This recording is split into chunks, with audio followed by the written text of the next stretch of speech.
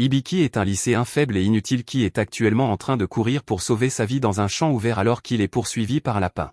Mon ego dit que je pourrais probablement battre ce lapin en 1 contre 1, mais l'ego de Hibiki est apparemment en congé, donc il ne veut prendre aucun risque. Pendant qu'il court, il entend soudain une voix étrange dans sa tête, et pendant une seconde, il pense que ça pourrait être son ego qui vient lui donner un conseil, mais quelle que soit cette voix, elle est bien trop paresseuse pour même prendre la peine de faire son travail. Juste à ce moment-là, le lapin rattrape Hibiki, mais dans la fraction de seconde avant qu'il ne soit poignardé, Hibiki réussit à réaliser l'un des clutches les plus accidentels de l'histoire. Il coince la tête du lapin dans son sac, puis il trébuche et tombe directement sur sa tête, tuant le lapin instantanément. Pendant ce temps, dans la forêt, une elfe entend soudain une voix lui dire que quelqu'un de très précieux vient d'être déposé à l'est. Elle s'appelle Amelia, et comme vous pouvez le voir, elle souffre d'un excès de personnalité. Du côté de Hibiki, il est content d'avoir survécu à l'attaque du lapin, mais il ne sait toujours pas ce qu'il est censé faire parce qu'il n'a aucune idée de l'endroit où il se trouve. Il n'a pas de réseau, et il y a un moment, il entendait des voix dans sa tête. Sa priorité absolue pour le moment devrait être de rassembler les nécessités pour sa survie, mais il n'a jamais vraiment fait de camping étant enfant, donc il ne sait pas comment faire du feu, et il n'est pas sûr que la viande de lapin soit même comestible. Alors qu'il se demande quoi faire, il entend à nouveau la voix dans sa tête, et elle lui propose d'expertiser le lapin pour lui. En disant cela, un écran apparaît devant Hibiki, et on l'informe que la viande de lapin cornu est effectivement comestible. Hibiki n'a aucune idée de pourquoi il voit des écrans flottants sortis de nulle part, mais si la viande de lapin est vraiment comestible, alors il décide qu'il serait préférable de l'emporter avec lui au cas où il aurait besoin de nourriture plus tard. Après avoir mis la carcasse du lapin dans son sac, Hibiki commence à essayer de comprendre ce qu'était cette voix dans sa tête, et il se souvient que la dernière fois qu'elle a parlé, elle répondait à une question qu'il avait posée, alors il soulève son sac et demande ce que c'est.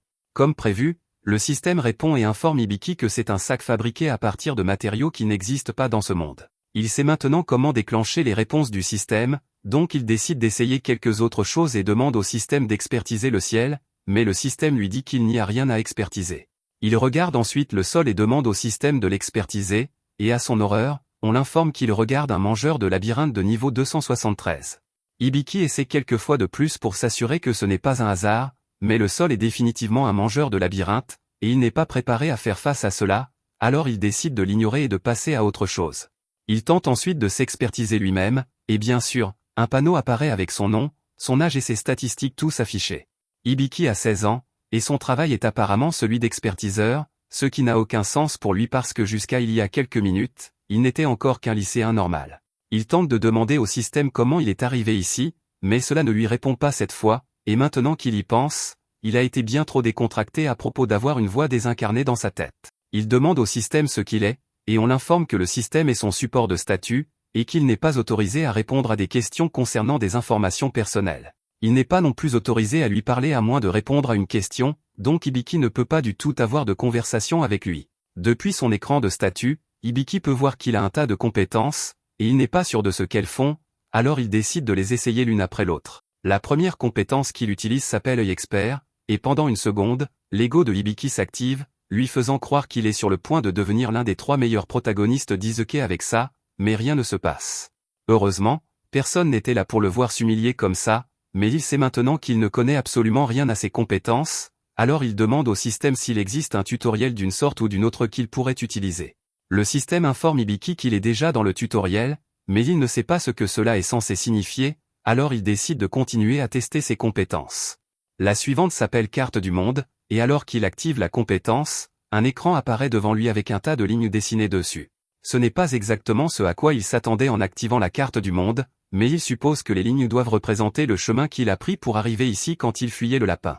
D'après ce que l'on peut voir, il a voyagé en cercle pendant tout ce temps, ce qui est décourageant à découvrir, mais au moins maintenant il ne refera plus cette erreur. Après avoir marché un moment, Hibiki finit par trouver une route, et il est vraiment excité parce que cela signifie qu'il peut enfin se rendre dans une ville, mais il s'est apparemment un peu trop excité car il finit par trébucher et tomber face la première sur la route de pierre froide. Juste à ce moment-là, le système informe Hibiki qu'il a reçu le titre de naufragé dans son Isekai, ce qui n'a aucun sens pour lui, alors il l'ajoute à la liste grandissante des choses qu'il ne comprend pas.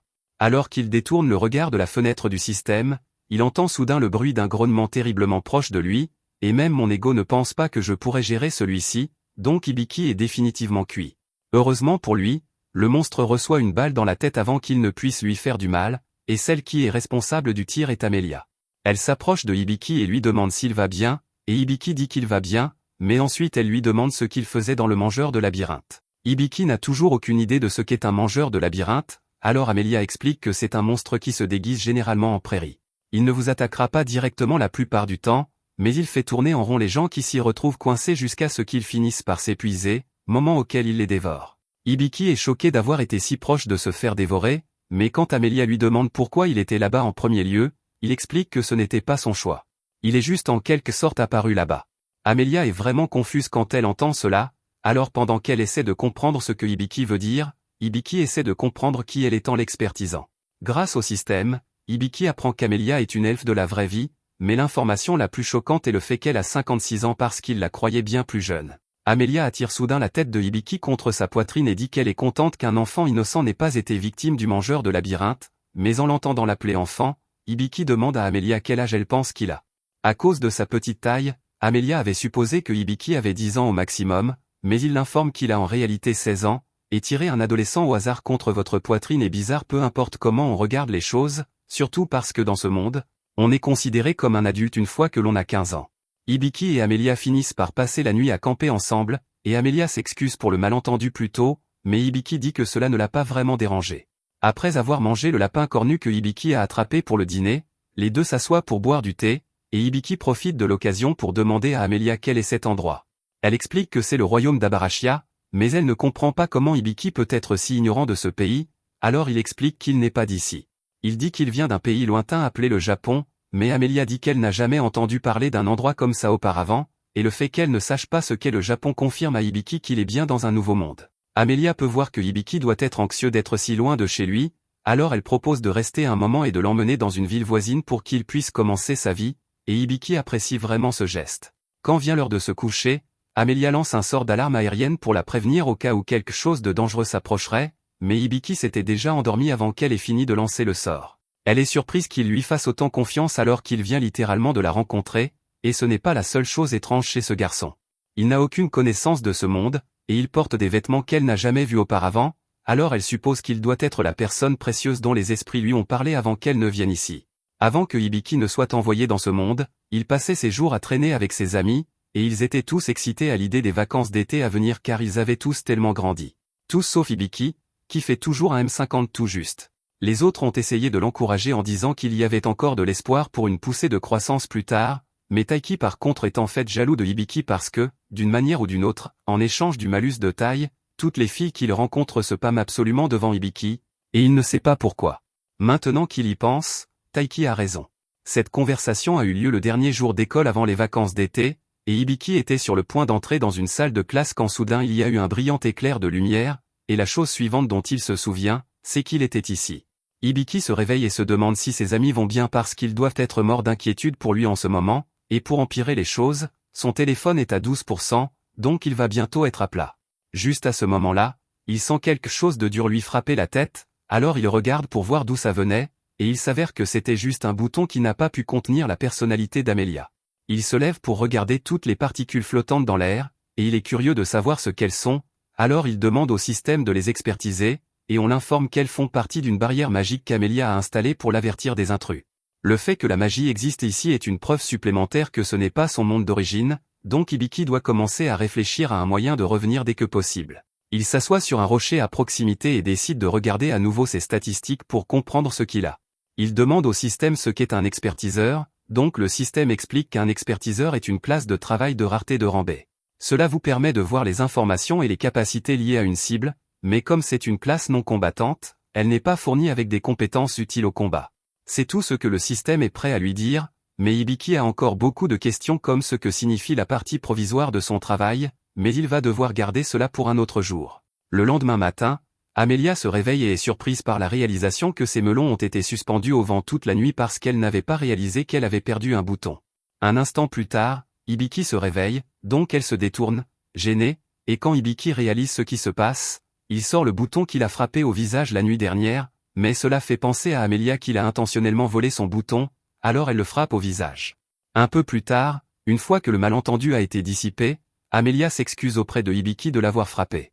Hibiki dit que ce n'est pas grave puisqu'elle lui a donné une potion pour guérir ses blessures, donc il n'y a pas de rancune. Alors qu'il marche, Hibiki lui demande à quelle distance se trouve la ville d'ici, et selon ses calculs, une fois sorti de la forêt, il devrait pouvoir y arriver dans environ une demi-journée. Hibiki est content de l'entendre, mais il est un peu inquiet par le fait qu'il y a des monstres partout. Amelia lui dit qu'il n'a pas besoin de s'inquiéter des monstres tant qu'elle est avec lui, mais elle est surprise qu'il ait pu sentir les monstres en premier lieu. Hibiki dit qu'il les a juste vus grâce à sa compétence carte du monde, mais dès qu'Amelia entend cela, elle panique parce que la compétence carte du monde est une compétence AA extrêmement utile. Elle dit que n'importe quel aventurier aimerait avoir une compétence comme celle-là, mais Hibiki ne comprend pas pourquoi c'est si important puisque tout ce qu'elle fait est de lui montrer où il est déjà allé et de l'alerter des monstres à proximité. En fait, il peut voir quelque chose appelé un lapin à cornes de cristal à proximité, et dès qu'Amelia entend cela, elle devient excitée parce que les lapins à cornes de cristal sont extrêmement précieux. Ils valent facilement plus de 200 pièces d'or, alors elle attrape Hibiki et lui demande de lui montrer où se trouve le lapin. Ils finissent par localiser le lapin à cornes de cristal, et après l'avoir expertisé, Hibiki découvre quelque chose à son sujet. Il est stupide, il a une compétence de fuite, et il a aussi une compétence de détection de présence. Amelia est capable de masquer l'odeur et le son d'elle-même et de Hibiki en utilisant sa magie de vent pour empêcher le lapin de les détecter, mais tant qu'il a la compétence de fuite, aucune des attaques d'Amelia ne va atterrir. Cependant, il y a une exception. Quand le lapin à cornes de cristal attaque, il ne peut pas utiliser sa compétence de fuite, et maintenant que Hibiki sait cela, il élabore un plan. Il suggère qu'il devrait tromper le lapin pour qu'il l'attaque afin qu'il ne puisse pas utiliser la fuite. Amelia ne pense pas que le lapin tombera dans un piège aussi simple, mais Hibiki lui assure que cela fonctionnera.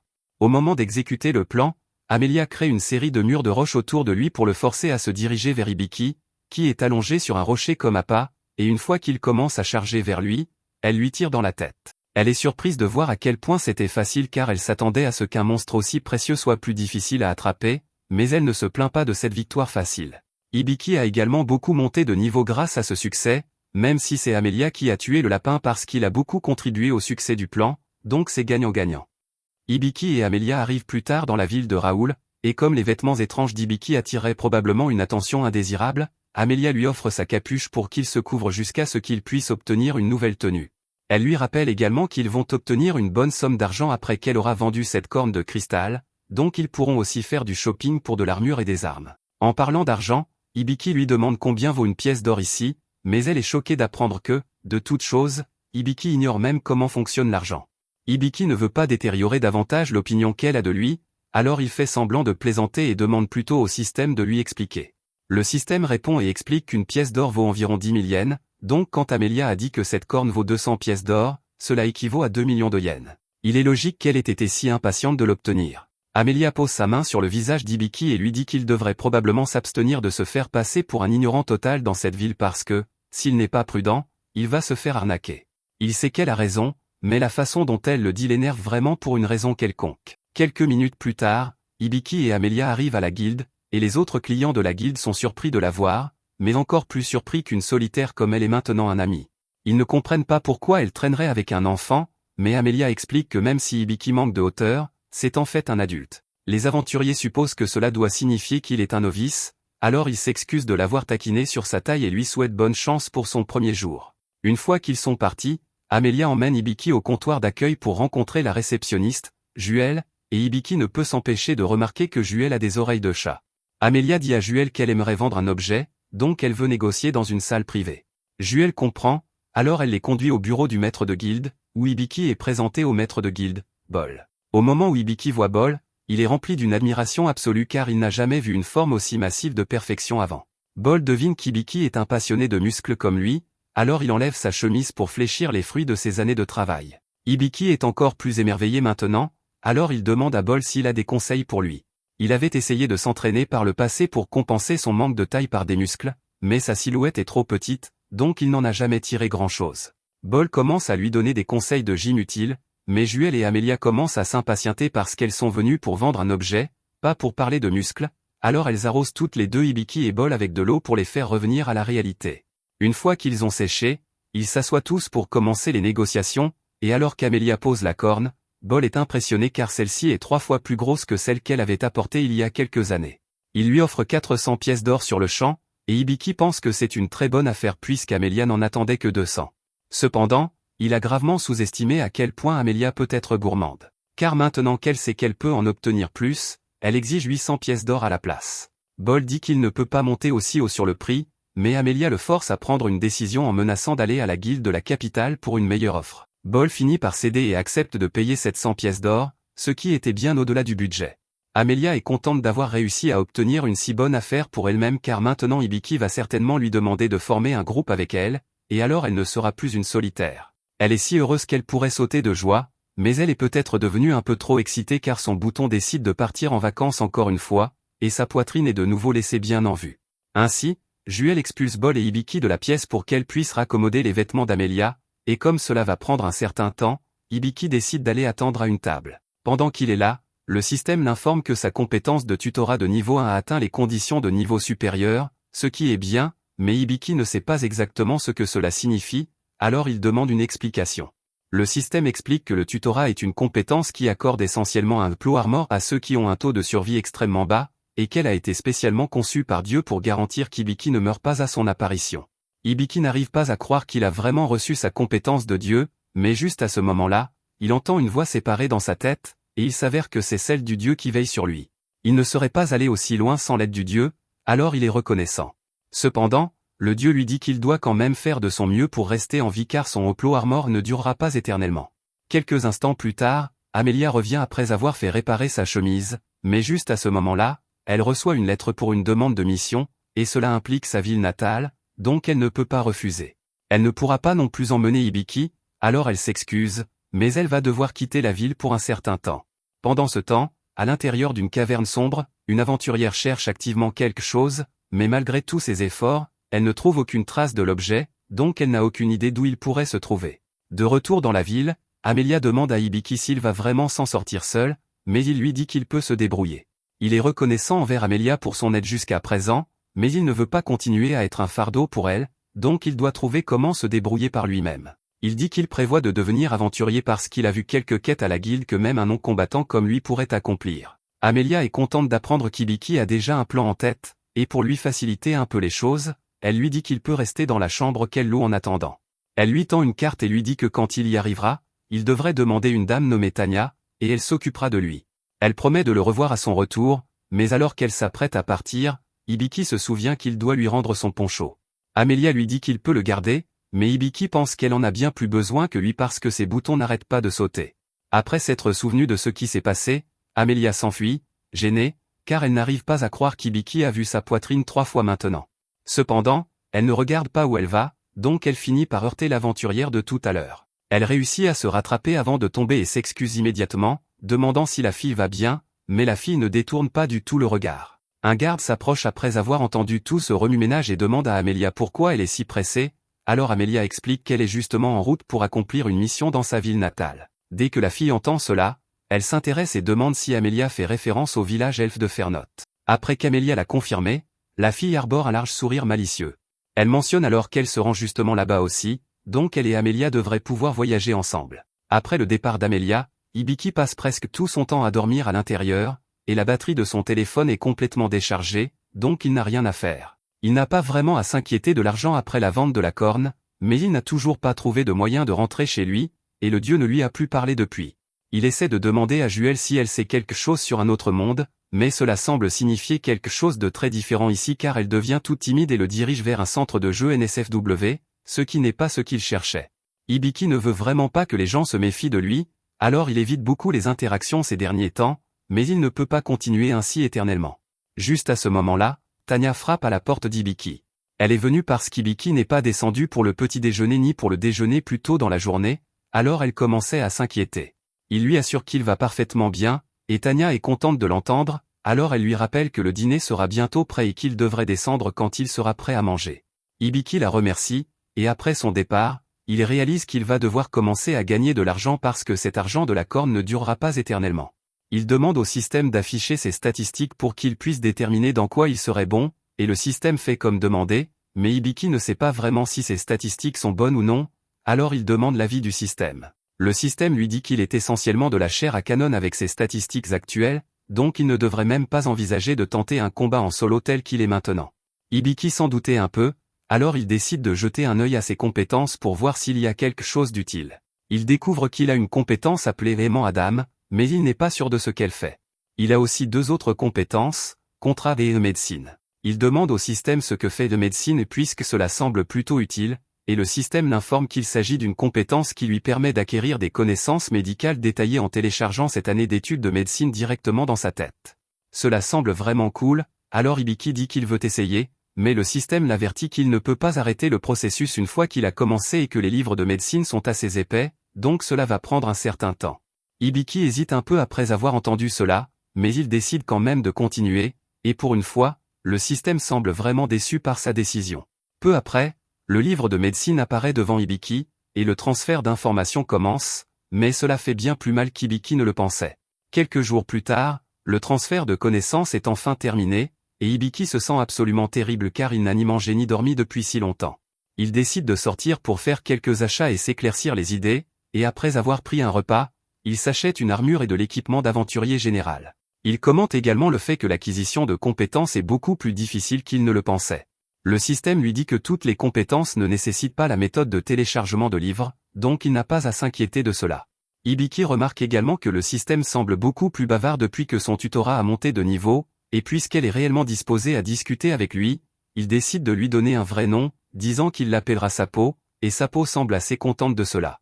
Hibiki retourne à la guilde pour voir s'il y a des quêtes pour lui, mais juste à ce moment-là, le groupe d'aventuriers qu'il a rencontré à son arrivée se précipite à l'intérieur car l'un d'eux a été gravement blessé au combat. Le gars a perdu un bras et une jambe, et il saigne encore abondamment, donc si rien n'est fait, il va mourir en peu de temps. Bol aurait pu le sauver, mais malheureusement, Juel dit qu'il n'est pas en ville en ce moment, et ils ont essayé toute la magie de guérison qu'ils connaissent, mais rien n'a fonctionné. Hibiki voit à quel point l'état du gars est grave, et il veut aider, alors il décide d'essayer ses compétences médicales nouvellement acquises pour voir si cela aide. Il s'approche et demande au groupe s'ils accepteraient de le laisser jeter un coup d'œil. Le groupe est si désespéré qu'ils n'ont pas vraiment le choix, alors il laisse Hibiki examiner leur ami, et après avoir utilisé une compétence d'examen, le système informe Hibiki que l'homme est actuellement sous l'effet d'un poison de cerf, ce qui explique pourquoi son saignement ne s'arrête pas. Il ne lui reste qu'environ 5 minutes avant de mourir, donc la seule façon de le sauver serait d'utiliser les sorts de guérison parfaite et de remède parfait. Cependant, utiliser ces sorts coûterait plus de 6 heures du soir, et Hibiki n'en a actuellement que 56, donc il n'y a aucun moyen qu'il puisse y arriver. Les autres voient l'expression inquiète sur le visage d'Hibiki et lui demandent si quelque chose ne va pas, alors il leur dit qu'il sait comment traiter leur ami, mais qu'il ne peut rien faire pour aider car il n'a pas assez de mana. Il demande s'il y a quelqu'un d'autre qui peut utiliser guérison parfaite et remède parfait, mais aucun d'eux n'a de compétences de ce genre, donc il n'y a pas beaucoup d'options. Juste à ce moment-là, le système informe Hibiki qu'il peut utiliser sa compétence de contrat pour former un contrat de transfert de PM afin de compenser le déficit, et tout ce qu'il a à faire est d'obtenir le consentement verbal de tous les groupes impliqués. Dès qu'il entend cela, il dit à tout le monde qu'ils doivent accepter de lui transférer leur PM, et comme il s'agit de sauver leur ami, ils acceptent tous sans hésiter. Hibiki gagne beaucoup de PM grâce au transfert, mais il lui en manque encore près de 2 cents, alors Juel propose de lui transférer aussi son PM. Dès qu'Hibiki atteint le montant requis, il lance les sorts de guérison, restaurant les membres blessés de l'aventurier et lui sauvant la vie. Cependant, Hibiki s'effondre un instant plus tard à cause de la tension d'avoir utilisé autant de PM d'un coup. Plus tard, Hibiki se réveille sur un canapé dans une salle de réunion, et son niveau a augmenté de pas mal, donc il est vraiment excité, mais après sa petite danse de célébration, il réalise que Juel était dans la pièce et qu'elle a tout vu, donc il est un peu gêné maintenant. Juel le remercie d'avoir sauvé son petit frère, et Hibiki est surpris d'apprendre que Jade est son frère, mais il dit qu'il était heureux d'aider. Elle mentionne également qu'elle a pris la liberté de mettre en place une ordonnance de silence pour s'assurer que personne ne parle de ce qui s'est passé aujourd'hui. Hibiki demande pourquoi, alors elle explique qu'il est presque inouï qu'une personne soit capable d'utiliser à la fois guérison parfaite et remède parfait, donc si la nouvelle se répand, quelqu'un va certainement essayer d'exploiter Hibiki pour son argent. Sur ce, elle lui dit qu'il devrait probablement rejoindre un groupe ou engager un garde du corps pour se protéger puisqu'il est non compétent, et pendant ce temps, au fond du donjon, il y a un homme loup qui semble parfait pour le travail. Hibiki décide d'engager un garde du corps pour lui-même, alors il planifie une réunion avec un homme nommé Debi pour en trouver un, mais Debi semble un peu bizarre car la première chose qu'il fait après avoir rencontré Hibiki est de commencer à le sentir. Après l'introduction gênante initiale, Debi fait sortir 5 de ses hommes les plus forts et dit à Hibiki de choisir celui qu'il veut comme garde du corps, mais Hibiki les refuse tous immédiatement. Il se sent mal de les avoir tous rejetés, mais bien qu'ils soient tous effectivement très forts, aucun d'eux n'avait des statistiques de MP suffisamment élevées. Hibiki aimerait avoir quelqu'un avec assez de MP pour que, si les choses se gâtent, il puisse l'utiliser pour activer ses compétences médicales. Il s'excuse auprès de Debbie d'être si exigeant, mais Debbie dit que ce n'est pas un problème du tout car après tout, il peut sentir sur Hibiki l'odeur d'une grande fortune financière, donc il est plus qu'heureux de faire tout son possible pour l'aider à trouver ce qu'il cherche.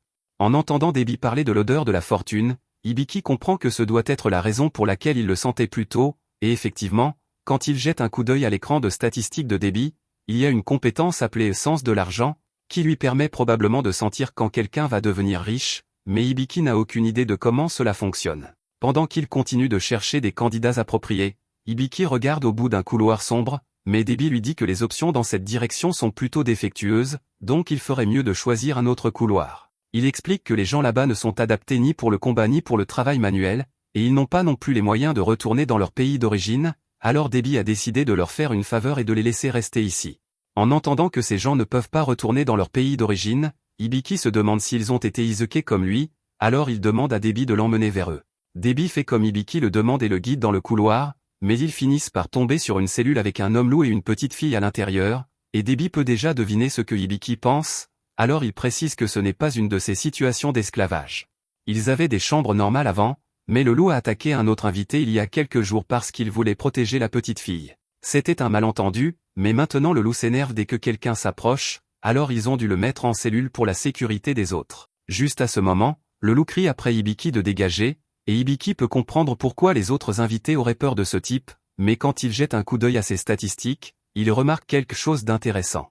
Le système l'informe que certaines statistiques du loup sont actuellement cachées, alors il utilise l'œil d'expert pour percer les falsifications, et Hibiki découvre que le loup est actuellement lié par une malédiction d'état connue sous le nom de chaîne immobile, et c'est essentiellement une malédiction invisible qui affaiblit sévèrement une cible de façon permanente, c'est pourquoi les statistiques du loup semblent si médiocres maintenant, mais avant la malédiction, il était un héros de niveau 95, et Hibiki ne s'attendait pas à trouver quelqu'un d'aussi incroyable. Ensuite, il essaie d'évaluer la petite fille, et il découvre qu'elle s'appelle Lilian, mais plus important encore, il découvre qu'elle est une sage avec la malédiction d'état de magie incontrôlable. Elle possède d'immenses quantités de puissance magique, mais comme elle ne peut pas la contrôler, elle finira probablement par s'autodétruire à un moment donné.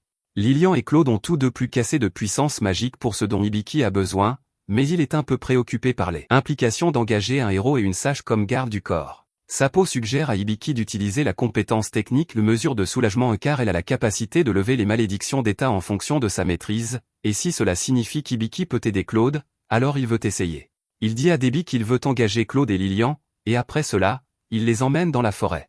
L'état de Claude est plutôt mauvais car il lui manque 2 bras et une jambe, mais il est toujours très protecteur envers Lilian car il pense qu'Hibiki prévoit de lui faire du mal maintenant qu'ils sont seuls dans les bois. Hibiki admet qu'il prévoit de faire beaucoup de choses, mais il assure à Claude qu'il n'y a rien à craindre. D'abord, il dit qu'il veut guérir les blessures de Claude, mais pour cela, il va avoir besoin de beaucoup de MP, alors il demande à Lilian de lui donner un coup de main. Claude pense que c'est une sorte de piège et avertit Lilian de ne pas faire confiance à Hibiki, mais si cela doit aider à guérir Claude, alors Lilian est prête à tout faire parce qu'elle lui doit beaucoup pour avoir pris soin d'elle. Elle accepte d'aider Hibiki, alors le contrat de partage de MP est formé, et maintenant qu'il a un approvisionnement suffisant en mana, il est capable de lancer une guérison parfaite sur Claude pour restaurer tous ses membres. Claude est émerveillé car il n'aurait jamais imaginé rencontrer quelqu'un avec une magie assez puissante pour restaurer son corps, même s'il mentirait s'il disait qu'il se sentait aussi bien que dans sa prime. Hibiki s'y attendait déjà, et il suppose que c'est probablement à cause de la malédiction, donc il s'en occupera ensuite. Claude est choqué d'apprendre qu'Hibiki est au courant de sa malédiction car elle devrait être invisible même pour les meilleurs évaluateurs, mais Hibiki explique qu'il a la compétence œil d'expert qui lui permet de voir des choses que la plupart des évaluateurs ne pourraient pas voir. C'est aussi ainsi qu'il sait que Claude était un héros et que Lilian sera une sage quand elle grandira, mais cela mis à part, il est temps de se débarrasser de cette malédiction. Il lance le sort de soulagement, et soudain, les chaînes invisibles liant Claude se matérialisent tandis qu'une paire de ciseaux descend d'en haut. D'un mouvement rapide, les ciseaux coupent l'une des chaînes liant Claude, et Hibiki est assez déçu car il trouve que c'est nul que le sort n'ait pu couper qu'une seule chaîne, mais c'est le meilleur qu'il puisse faire quand sa compétence de soulagement est encore seulement au niveau 1. Cela dit, même si une seule des chaînes a été coupée, Claude peut encore sentir qu'une partie de sa force d'antan lui revient, et il est profondément reconnaissant à Hibiki pour son aide, alors il propose de lui jurer allégeance. Hibiki dit que cela ne lui dérange pas, et Claude est heureux d'entendre cela, mais alors Sapo prend la parole et suggère qu'Hibiki devrait utiliser sa compétence de contrat pour exécuter le serment d'allégeance. La compétence de contrat a la capacité de tenir tous les groupes à leurs promesses, donc si Claude jure allégeance à Hibiki avec un contrat, il ne pourra jamais le trahir. Hibiki trouve que cela semble juste puisque Claude était celui qui a suggéré de jurer allégeance en premier lieu, alors Claude exécute le serment, et après que le contrat a été formé, une marque apparaît sur les mains d'Hibiki et Claude pour symboliser leur pacte. Après que le pacte a été complété, Hibiki s'assoit avec Claude et Lilian pour leur expliquer quelques-unes de ses capacités. Il mentionne qu'il est capable d'utiliser un tas de sorts médicaux de haut niveau, mais qu'il n'a pas assez de MP pour activer aucun d'entre eux, c'est pourquoi il a besoin de partager leur MP pour utiliser ses capacités efficacement. Pour cette raison, il leur demande s'ils seraient prêts à former un contrat de partage de MP permanent avec lui, et Lilian et Claude acceptent tous, sans hésiter. Après avoir formé le contrat, Sapo informe Hibiki que son grimoire de compétences techniques a monté de niveau, et Hibiki s'apprête à demander ce que cela signifie, mais soudain, Claude dit qu'il a une question qu'il aimerait poser. Il a voulu poser la question depuis un moment, mais de temps en temps, il voit Hibiki regarder dans le vide en se parlant à lui-même, alors il s'inquiète que quelque chose ne cloche pas chez lui. Hibiki lui assure qu'il n'y a rien à craindre, et il explique qu'il a simplement une voix dans sa tête qui lui fournit des informations utiles de temps à autre, et Hibiki s'attendait un peu à ce qu'il pense qu'il est faux après avoir dit quelque chose comme ça, mais à sa surprise, Claude semble en fait connaître cette voix. Il la reconnaît comme la compétence de tutoriel, et si Hibiki a la compétence de tutoriel, alors cela doit signifier qu'il est une personne qui a été amenée ici depuis un autre monde. Hibiki n'arrive pas à croire que Claude connaisse les transmigrateurs, mais il n'en sait pas grand-chose sur ce titre, il en avait juste entendu parler avant. Cependant, Lilian, en revanche, n'a jamais entendu parler d'Izeke, alors elle demande une explication, et Claude explique que cela signifie simplement qu'Hibiki venait d'un endroit lointain. Hibiki leur demande s'ils sont vraiment d'accord avec le fait qu'ils viennent d'un autre monde. Claude dit que cela ne le dérange pas du tout, et en outre, n'importe qui serait heureux de faire équipe avec Hibiki puisqu'il est quelqu'un qui possède la compétence de tutoriel insaisissable qui n'est accordée que directement par Dieu. Hibiki est choqué d'apprendre que la compétence de tutoriel est vraiment surpuissante, alors il appelle Dieu et lui demande si elle est vraiment si forte. Dieu dit que ce n'est pas si grave, mais après tout, la compétence de tutoriel utilise actuellement environ un tiers de sa puissance, donc peut-être qu'elle est surpuissante. Après avoir discuté des détails avec Claude, il dit qu'il croit que le dieu auquel Hibiki est connecté est le dieu chef. En tout, il y a 11 dieux qui existent dans ce monde, et le dieu chef est considéré comme le premier, donc les capacités divines comme le tutoriel et l'œil d'expert ne peuvent être accordées que par lui. Hibiki n'avait aucune idée que le dieu chef était le plus ancien de ce monde car il lui parle toujours de manière décontractée, mais Claude pense que cela signifie que le dieu chef doit avoir pris goût à Hibiki. Cependant, Hibiki pense que, si quoi que ce soit, les dieux favorisent plus Claude et Lilian parce qu'avoir reçu les compétences d'un héros et d'une sage est incroyable. Bien qu'il pense que les dieux sont allés un peu trop loin quand ils ont donné à Lilian la compétence sanctuaire déchaînée car c'est un peu trop à supporter pour un enfant. Lilian demande de quoi Hibiki parle puisqu'elle n'a jamais entendu parler de cette compétence auparavant, alors Hibiki explique que c'est une compétence qui lui donne d'énormes quantités de puissance magique, à tel point que son corps ne peut pas tout contrôler. Lilian a le cœur brisé d'entendre cela car cette magie incontrôlable est ce qui a causé son rejet par sa famille et l'a forcé à vivre seul. Claude mentionne que les compétences magiques comme celle-ci relèvent généralement de la juridiction du dieu de la magie, alors Hibiki ne comprend pas pourquoi le dieu chef a donné une compétence comme celle-ci à Lilian, et le dieu chef admet qu'il a peut-être fait une erreur quand il a donné cette compétence à Lilian. Quand le dieu de la magie découvre ce qu'il a fait, elle est absolument furieuse.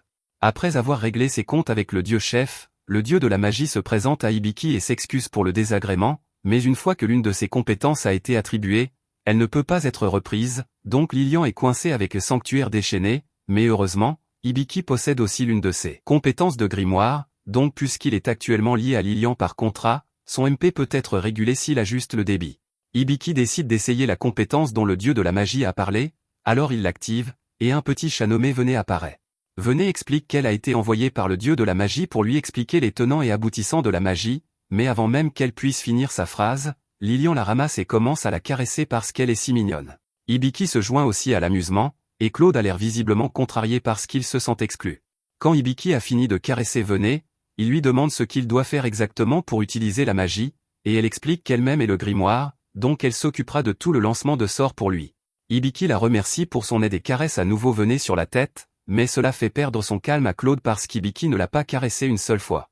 Pourtant, ce chat qui est apparu il y a 10 secondes a reçu tellement d'attention de sa part, et il ne tolérera pas cette injustice. Un instant plus tard, Claude se calme et s'excuse pour son emportement, et Hibiki ignore complètement toute l'affaire tout en demandant à Venez de lui expliquer quelque chose sur la magie, mais Venez est trop choqué par tout ce qui vient de se passer pour ne serait-ce que bouger. Hibiki décide d'emmener Claude et Lilian faire du shopping pour acheter de l'équipement, et après que Claude a choisi son armure, il ressemble à un véritable guerrier. Cela dit, Hibiki est plutôt surpris par le fait que Claude utilise une lance comme arme principale, car il a toujours supposé qu'un héros n'utiliserait qu'une épée. Claude explique que la lance est l'arme la plus adaptée à sa morphologie, et quant à la raison pour laquelle il ne porte qu'une armure partielle, il ferait bien trop chaud à l'intérieur s'il portait une armure complète.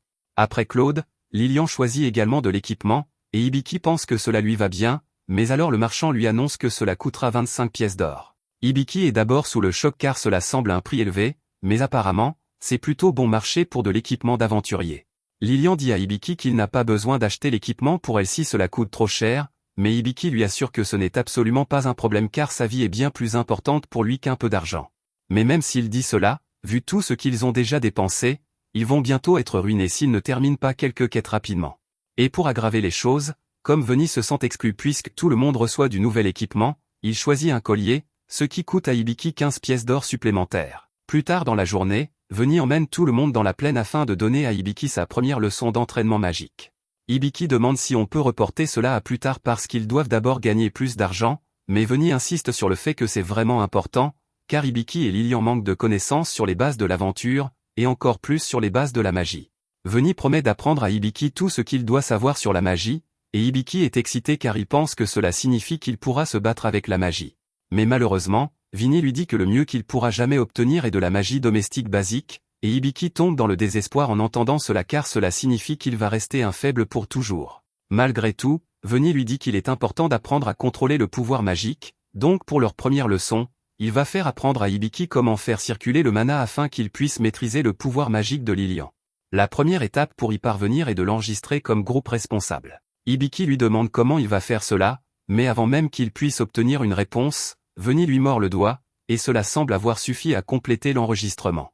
Veni s'approche ensuite de Lilian, et il lui dit que désormais, son pouvoir magique va être limité à environ 10% afin qu'elle ne cause pas de dommages à son corps, et plus elle apprendra à contrôler sa magie avec succès, plus elle pourra libérer sa véritable puissance. L'étape suivante du processus est de faire cultiver en duel Hibiki avec Lilian et de faire circuler le mana entre son corps et le sien pour le stabiliser, mais Hibiki n'a aucune idée de comment faire tout cela. Alors Veni demande à Claude d'injecter un peu de son mana dans le corps d'Hibiki afin qu'il puisse en ressentir l'effet. Claude fait comme demandé, et un instant plus tard, Hibiki se retrouve dans un espace vide sans personne autour de lui. Un instant plus tard, il remarque une elfe assise près du lac, alors il s'approche d'elle, et elle l'appelle par le nom de Claude. Hibiki est d'abord confus, mais puis il baisse les yeux vers lui-même et réalise qu'il est vraiment Claude, donc ce doit être les souvenirs de Claude. Le nom de la femme elfe est Anastasia, et Claude a été à ses côtés depuis qu'elle était petite. Ils ont combattu, pleuré et ri ensemble, et Claude avait espéré que les choses resteraient ainsi pour toujours. Mais un jour, Anastasia l'a trahi, massacrant tout un groupe de soldats et tranchant le bras de Claude, le tout avec un sourire sur son visage. Au moment où Hibiki se réveille, il voit Claude se tenir au-dessus de lui demandant s'il est réveillé. Au début, Hibiki est toujours convaincu qu'il est Claude, mais après quelques minutes, on lui rappelle qui il est. Il trouve étrange d'avoir vraiment cru qu'il était Claude pendant un moment, mais Veni explique que c'est probablement parce que le fait que Claude ait partagé son mana avec Hibiki l'a plongé profondément dans la conscience de Claude, donc il a perdu son sens de lui-même pendant un moment. Sur ce, Veni demande à Hibiki s'il a vu quelque chose d'intéressant dans les souvenirs de Claude, mais Hibiki ne se souvient pas vraiment de grand-chose de ce qui s'est passé à part le fait que c'était mauvais. Un peu plus tard, Hibiki s'entraîne à apprendre à utiliser la magie domestique. Pour apprendre la magie, il doit répéter les actions des tâches ménagères encore et encore avant de pouvoir l'apprendre, mais il s'y exerce depuis un moment maintenant, et selon sa peau, il n'a toujours fait aucun progrès dans l'apprentissage de la magie domestique. Juste à ce moment, Lilian et Claude entrent à la recherche d'Hibiki car c'est l'heure du dîner, mais Claude renverse accidentellement un seau, annulant tout le dur travail d'Hibiki qui avait nettoyé le sol. Il implore le pardon d'Hibiki, mais Hibiki dit que ce n'est pas si grave car il peut simplement nettoyer le sol à nouveau. Pendant que Claude réfléchit encore à ce qu'il a fait, Hibiki nettoie à toute vitesse toute la pièce ainsi que tout le couloir. Après avoir terminé, il demande à Sapo si cela suffisait pour débloquer la magie domestique, mais Sapo lui dit qu'il a encore beaucoup de chemin à faire. Juste à ce moment, l'aubergiste vient appeler le groupe pour le dîner, et elle est émerveillée par ce qu'elle voit car le couloir n'a jamais été aussi propre auparavant. Elle demande à Hibiki si c'est lui qui a fait cela, et après qu'il l'a confirmé, elle lui dit qu'elle est très satisfaite, tellement satisfaite, en fait, qu'elle lui offre de lui glisser un peu de lait supplémentaire pendant le dîner. Hibiki n'y pense pas plus, mais elle parlait probablement de le lui donner directement de la source. Plus tard, Hibiki et Lilian continuent leur entraînement magique, et Lilian a déjà appris à invoquer quelques sorts basiques, ce qu'Hibiki trouve très impressionnant. Pendant qu'elle et Veni travaillent à améliorer son contrôle, Claude s'approche d'Hibiki et lui demande s'il aimerait faire un peu d'entraînement physique aujourd'hui. Hibiki n'est pas exactement contre l'idée, mais il doute d'être assez fort pour utiliser une épée au combat. Mais pas d'inquiétude, car Claude a déjà pensé à cela, c'est exactement pourquoi il a apporté un arc pour qu'Hibiki l'utilise à la place. Il installe une cible sur laquelle Hibiki doit viser, et Hibiki fait de son mieux, mais sans surprise, il est nul au tir à l'arc tout comme pour tout le reste. Cependant, peu importe à quel point Hibiki peut sembler inutile, Claude refuse d'abandonner, alors il ordonne à Hibiki d'étirer son dos, de tirer la corde de l'arc plus loin, et de réessayer. Maintenant qu'Hibiki utilise une forme correcte, ses flèches atteignent au moins l'arbre, mais sa visée est toujours nulle. Hibiki est épuisé car il n'avait aucune idée que le tir à l'arc était si exigeant, car Amelia le rendait si facile, mais Claude lui dit qu'il s'y habituera puis il s'entraînera. Hibiki lui demande s'ils peuvent au moins faire une pause pour aujourd'hui car ses mains sont toutes rouges et enflées, mais Claude lui dit calmement d'arrêter de faire l'idiot. Hibiki peut utiliser la magie de guérison pour soigner ses mains, donc il n'a jamais besoin de faire de pause.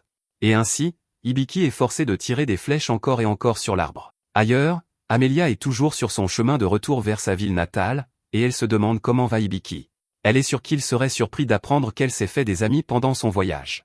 Steria remarque qu'Amelia semble de bonne humeur à propos de quelque chose, mais Amelia dit qu'elle ne sait de quoi Steria parle. Le chemin devant se divise en deux sections, mais même si Amelia sait que l'un des chemins est plus court, elle suggère tout de même qu'il devrait prendre l'autre chemin. Ivor demande pourquoi, alors Amelia explique que le raccourci traverse une forêt en ruine, et la rumeur dit que les âmes qui hantent cette forêt jouent des tours à quiconque s'approche, il est donc préférable de rester à distance.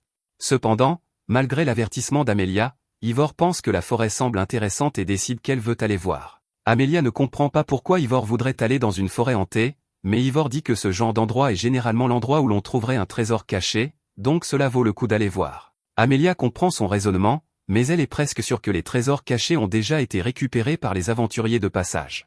Cela dit, elle accepte quand même d'y aller car elle est pratiquement ruinée en ce moment, donc s'il y a une chance de trouver un trésor, elle pourrait bien tenter sa chance.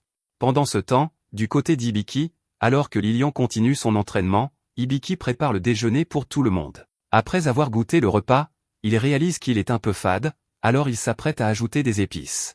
Lilian veut aider, alors elle tend à Hibiki le sel et le poivre, et quand elle goûte la nourriture, elle la trouve absolument délicieuse.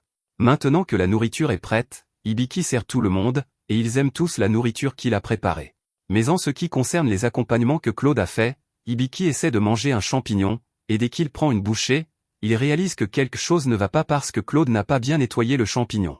Il remarque également un manque flagrant de pommes sur la table alors qu'il se souvient avoir demandé à Claude d'en chercher. Claude essaie de faire semblant d'avoir oublié, mais Lilian trouve tout un tas de pommes derrière lui, alors elle commence à gronder Claude et lui dit qu'il ne devrait pas cacher ses erreurs. Hibiki demande si Claude sait au moins comment dépecer les monstres, car la plupart des aventuriers sont capables de faire au moins cela. Claude déclare fièrement qu'il est excellent en dépeçage, alors Hibiki lui dit que ce sera son travail à partir de maintenant parce que ses compétences culinaires sont absolument nulles. Claude recule de honte et essaie d'expliquer que son manque de compétences culinaires est dû à la malédiction, et que si Hibiki parvient un jour à supprimer la malédiction, alors il sera vraiment bon en cuisine. Mais ni Hibiki ni Lilian ne le croient vraiment. En parlant de la malédiction, Hibiki demande à Claude s'il sait qui lui a jeté la malédiction. Claude réfléchit une seconde, mais il répond en disant qu'il ne sait pas, et Hibiki ne le questionne pas davantage après cela. Un peu plus tard, tout le monde a fini le dîner pour la journée, alors Hibiki fait la vaisselle dans la rivière quand soudain, on l'informe qu'il a enfin débloqué un sort de tâche ménagère qui lui permet de laver les choses automatiquement. Hibiki est vraiment excité d'apprendre cela, mais Sapo a en fait encore une chose à mentionner, alors elle le prévient qu'un gros sanglier monstre se dirige par ici. Effectivement, il y a vraiment un sanglier monstre, et il semble vraiment en colère pour une raison quelconque, mais Hibiki et les autres ne sont pas vraiment inquiets car Claude est là pour s'en occuper. D'un seul coup de sa lance, le sanglier tombe mort au sol. Même si la menace immédiate a été éliminée, Claude prévient que s'ils ne font rien rapidement avec le sang du sanglier, alors l'odeur du sang attirera encore plus de monstres. C'est là que le nouveau sort appris par Lilian entre en jeu, elle peut l'utiliser pour aspirer et isoler tout le sang du sanglier, donc il ne reste qu'une carcasse propre. Maintenant, Claude prévoit d'utiliser cette opportunité pour apprendre à Hibiki comment dépecer un monstre afin qu'il puisse essayer lui-même la prochaine fois, et Hibiki semble un peu hésitant car le dépeçage semble vraiment dégoûtant. Pendant ce temps, du côté d'Amelia, elle et les autres viennent d'atteindre le fort dans la forêt en ruine, et Ivor est convaincu que s'il y a un trésor, il doit être là-dedans. Amelia et Steria décident d'entrer pour vérifier, et pendant qu'elles sont parties, Ivor vérifie si cet endroit contient l'âme sans repos qu'elle recherche. Mais même s'il y a effectivement des âmes sans repos ici, ce n'est pas ce qu'elle recherche. Pendant ce temps, à l'intérieur du fort, Amelia et Steria semblent avoir été victimes des tours fantomatiques ici. Amelia hallucine actuellement qu'elle a trouvé une tonne de trésors, et Steria hallucine qu'elle se guève le visage dans la poitrine d'Amelia. Mais en réalité, aucune de ces choses ne se produit. De retour avec Hibiki, le groupe a fini d'emballer toute la viande de sanglier, et ils se préparent à continuer leur voyage. Mais tout ce travail les a vraiment salis, alors Hibiki veut prendre un bain, mais il n'y a pas de temps pour cela maintenant. Heureusement, il a maintenant le sort de lavage à bulles, alors il dit qu'il veut l'essayer. Mais l'entendre dire cela met Lilian et Claude sur leur garde car, compte tenu de la nullité d'Hibiki en tout, ils ne veulent pas risquer de le laisser utiliser un nouveau sort sur eux. Cependant, il est déjà trop tard pour reculer maintenant, car Hibiki a déjà lancé le sort sur Claude. Et il s'avère que cela fonctionne très bien car Claude ressemble maintenant à un modèle de loup-garou. Hibiki et les autres sont plutôt fauchés en ce moment après toutes les dépenses qu'ils ont engagées, alors il suggère qu'ils devraient enfin commencer à accepter des quêtes d'aventuriers pour gagner un peu d'argent. Tout le monde est d'accord là-dessus car Hibiki et Lilian sont devenus pas mal plus forts après tout leur entraînement, mais Claude insiste pour qu'ils commencent uniquement avec des missions de rang F. Après cela, ils vont à Juel pour s'enregistrer officiellement en tant qu'aventuriers, et une fois que c'est fait, Claude sélectionne un tas de quêtes de rang F pour eux. Hibiki lui demande pourquoi ils en prennent autant, alors il rappelle à Hibiki que les quêtes de rang F ne rapportent presque rien, donc s'ils veulent gagner de l'argent, ils doivent en accomplir plusieurs à la fois. Parmi toutes les quêtes, Claude remarque qu'une d'elles a un rang assez élevé. La quête consiste à trouver un bandit en fuite, mais le seul indice disponible sur l'identité de ce bandit est la voilure de sa queue, et ce n'est pas grand-chose, c'est pourquoi le rang de la quête a été augmenté. Hibiki n'a pas vraiment l'intention de s'impliquer avec des bandits, alors il décide d'ignorer cette quête et de continuer avec les missions qu'il a actuellement. Un peu plus tard, Hibiki est dans la forêt en train de chasser, et il a trouvé un lapin près de lui, alors il lève son arc pour voir s'il peut l'abattre de là. Après plusieurs tentatives ratées, Hibiki parvient à tuer le lapin, et même si ce fut une piètre démonstration de tir à l'arc, au moins Hibiki a finalement touché sa cible cette fois, ce qui est une nette amélioration. Un peu plus tard, Lilian et Veni reviennent après avoir cueilli des fruits dans les bois appelés Machikacha. Ils sont principalement utilisés comme marqueurs pour ne pas se perdre en voyageant dans la forêt, et pour démontrer, Lilian en lance un sur un arbre, le recouvrant de jus aux couleurs de l'arc-en-ciel. Pendant ce temps, du côté d'Amalia, son groupe a installé le camp pour la nuit, et ils approchent de la frontière du royaume elfe, donc leur voyage est presque terminé. Ival est assez déçue de la tournure des événements car elle n'a trouvé aucune trace de l'âme de la femme qu'elle recherche, et Amalia ne sait toujours pas qu'Ival n'a accepté de venir qu'à cause de sa recherche et non parce qu'elle voulait être son amie. Elle lui offre même un bracelet d'amitié spécial qui l'alertera si jamais quelque chose de mauvais arrive à Ival afin qu'elle puisse venir la secourir immédiatement, et Ival l'accepte, décidant qu'elle peut aussi bien continuer à faire semblant d'être l'amie d'Amalia.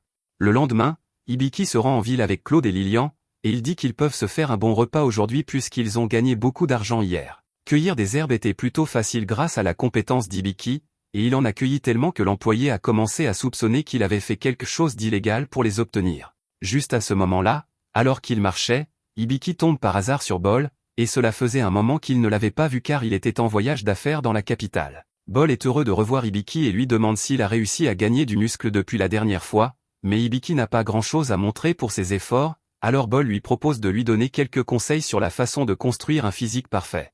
Cependant, avant qu'il ne puisse faire quoi que ce soit, Claude se place devant Hibiki et dit à Bol qu'il est la seule personne autorisée à entraîner Hibiki, donc Bol n'a pas le droit de s'immiscer ainsi. Bol lui dit qu'il fait un travail terrible pour l'entraîner puisqu'il n'a clairement pas assez de muscles pour être un aventurier efficace, mais Claude pense que se faire de gros muscles ne fera que ralentir Hibiki, donc cela ne sert à rien de faire de la musculation.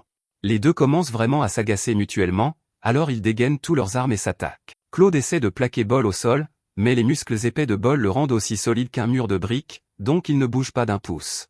Il commence alors à faire pression sur Claude, et l'onde de choc de leur affrontement commence à causer des dégâts collatéraux, alors Hibiki commence à se demander à quel point Bol est vraiment fort. Il demande à Sapo de l'analyser, et après qu'elle l'ait fait, il s'avère que les statistiques de Bol sont absolument monstrueuses, donc Claude ne peut pas gagner ce combat. Bol dit à Claude d'abandonner maintenant et le repousse parce qu'il est clairement plus fort, mais Claude refuse de reculer.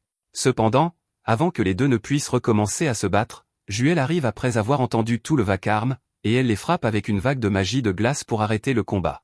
Après que Claude et Bol aient été neutralisés, soudain, une grosse femme arrive en courant dans la rue, criant que quelqu'un vient de lui voler son porte-monnaie, et en parlant de voleur, Veni demande à Hibiki où est passé son sac d'argent. Hibiki n'avait aucune idée que le sac avait disparu, mais Juel lui dit qu'à son arrivée, il ne tenait aucun sac. Elle suppose que c'est l'œuvre du bandit dont elle lui a parlé hier, et il est mortifié car tout son dur travail vient d'être gâché. Juel s'excuse pour sa perte, mais elle ne peut pas faire grand-chose pour l'aider puisqu'ils n'ont aucune information sur l'apparence du bandit. Tout ce qu'ils savent, c'est que le bandit peut parfois faire ressembler sa queue à un serpent, et qu'il cible généralement les personnes riches quand ils volent. Ce n'est vraiment pas beaucoup d'informations, mais ils doivent faire quelque chose pour récupérer leur argent, alors ils élaborent un plan et font déguiser Hibiki en fille pour attirer le bandit sans qu'il ne le reconnaisse. L'idée est que s'ils laissent un faux sac d'argent sur le bord de la table, alors quand le voleur tentera inévitablement de venir le voler, ils pourront l'attraper la main dans le sac, et Claude attend à une table voisine pour tabasser le bandit pour avoir volé Hibiki. Peu après, le serveur vient prendre la commande d'Hibiki, et Hibiki décide de commander des pancakes, mais après que le serveur lui ait apporté sa commande, Claude se lève soudainement et crie qu'ils ont été piégés car il s'avère que le serveur était le bandit depuis le début, et elle vient de voler le faux sac qu'ils avaient laissé sur la table, et elle est en train de s'enfuir pendant qu'ils parlent. Heureusement, ils avaient pensé à l'avance et avaient mis du jus de fruits machikashika dans le sac, donc ils peuvent suivre la trace et retrouver le bandit dans un club souterrain. L'endroit a l'air louche, mais tout le monde ici est plutôt sympathique, et rien d'illégal ne se passe, alors ils commencent à se demander ce qu'un bandit ferait ici, mais juste à ce moment-là, une femme en hoodie frôle Hibiki, et Claude trouve qu'elle lui semble familière, alors il demande à Hibiki d'utiliser sa compétence d'évaluation sur elle, et effectivement, il découvre que la femme est bien la bandite. Ils la suivent dans une ruelle, et Claude lui coupe la route par l'avant pendant qu'Hibiki et Lilian lui coupent la route par l'arrière. Fauna fait semblant de ne pas comprendre et leur demande s'il y a un problème, mais Hibiki sait déjà avec certitude qu'elle est la bandite car sa compétence d'évaluation lui a tout montré, y compris son nom complet et le fait qu'elle a une compétence spéciale de transformation de la queue. Fauna réalise qu'il ne sert plus à rien de se cacher s'il sait déjà tout cela sur elle, alors elle enlève sa cape pour se révéler, et Claude trouve clairement qu'elle est belle. Fauna dit qu'elle sait qu'Hibiki essayait de la piéger avec le faux porte-monnaie qu'il avait posé sur la table plus tôt, mais elle a aussi réussi à lui prendre le vrai quand elle l'a frôlé tout à l'heure. Bien que le contenu ne soit pas aussi impressionnant que le sac qu'elle lui a volé plus tôt. Il ne lui reste plus qu'à s'échapper, alors elle frappe sur du bois à proximité, ce qui fait s'effondrer un tas de bois en direction d'Hibiki et Lilian, forçant Claude à aller les sauver, donnant ainsi assez de temps à Fauna pour s'enfuir. Claude et Lilian se retrouvent ensevelis sous le bois et ne pourront pas sortir avant un moment, donc c'est à Hibiki de poursuivre Fauna seul. Il fait de son mieux, mais alors qu'il poursuit Fauna, il finit par tomber dans l'un de ses pièges et se retrouve suspendu par les pieds. Fauna est surprise car même si elle est une maître des pièges, il est presque incroyable qu'un évaluateur tombe dans un piège aussi simple. Juste à ce moment, elle regarde de plus près le short d'Hibiki, et elle est choquée de découvrir qu'il est en fait un garçon.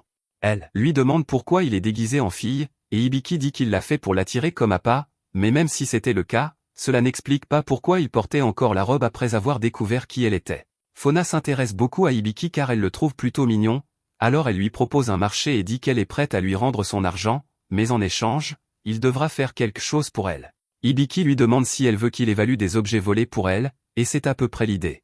Elle veut savoir si les choses qu'elle vole valent réellement quelque chose ou non, alors elle emmène Hibiki dans un bar du centre-ville et commence à lui montrer des objets de sa réserve l'un après l'autre. Le premier objet est une bague incrustée de joyaux, et après l'avoir évaluée, Hibiki confirme qu'elle est bien authentique. Cependant, on ne peut pas en dire autant du deuxième objet car bien qu'il ressemble à un collier de perles, ce n'est en fait qu'un collier de cailloux quelconque qui ressemble par hasard à des perles. Voyant que les compétences d'évaluation d'Hibiki sont authentiques, Fauna glisse un bracelet en bois vers lui, et Hibiki est un peu surpris car cet objet n'a pas vraiment l'air d'avoir de valeur, mais il l'évalue quand même et dit à Fauna que c'est un bracelet en bois ordinaire avec une inscription.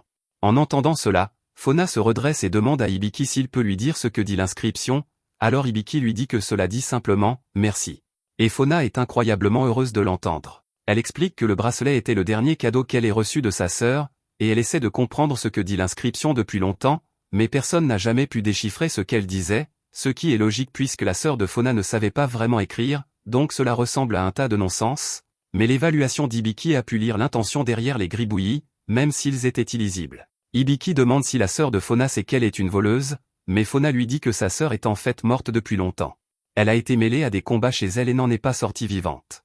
Fauna demande à Hibiki d'où il vient, et Hibiki dit qu'il vient d'un endroit lointain, alors Fauna lui dit que s'il a une maison où retourner, il ferait mieux d'y retourner car s'il la perd, il n'aura nulle part où aller.